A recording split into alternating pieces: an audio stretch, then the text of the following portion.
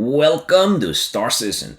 So the 3.20 has been released, and including Hull C, it brought with itself many beautiful changes, new modes and an overhaul to the Arena Commander, along with the persistent universe with many major changes and minor ones for that matter. But okay, let's go over some of the features. Now, the Hull C brings also some interesting ways we can now deal with cargo, especially with the Hull C, as it needs a designated unloading-offloading area. It's a pretty huge ship, and you can't really land when the cargo area is expanded. This ship can fit enough cargo for you to pay millions to fill it up. Now, there's also new cargo containers, so there's gonna be 2, 4, 8, 16, 24, 32. This is good because there's gonna be less lag if some ship is destroyed and all the cargo scatters. This can be a really good change if the cargo indeed is put in big boxes for our bigger ships, so we don't really need to have huge amount of small ones.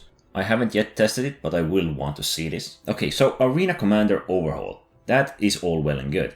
There are some new game modes, and personally I'm looking very forward to the tank combat. I haven't tried it yet, I haven't really been to Arena Commander. I did have a quick look at it and I tried racing, but unfortunately there weren't many players at the moment.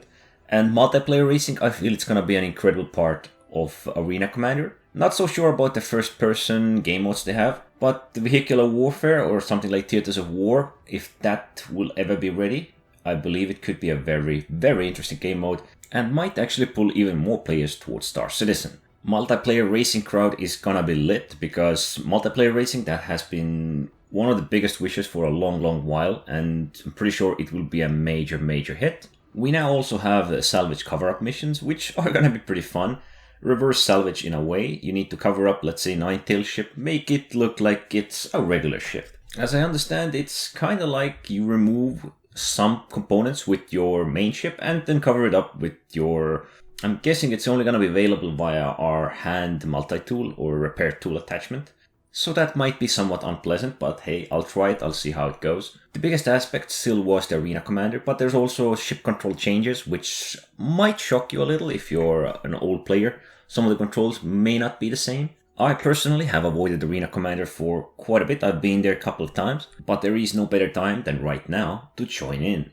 And I'm gonna partake as much as I can. There's other minor changes, like you can use a vulture and create yourself a multi-tool canister so you can fill up the scrap. You can ignore calls or hailing if you wish to.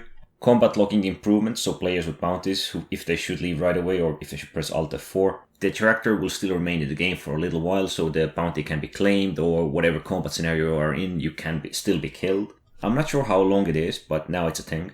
There are a few other things I've noticed, like certain skins for weapons which may not have had them before. I've even noticed that my flashlight, which on some armors are on the side, I feel like it's coming from the right direction. I see it.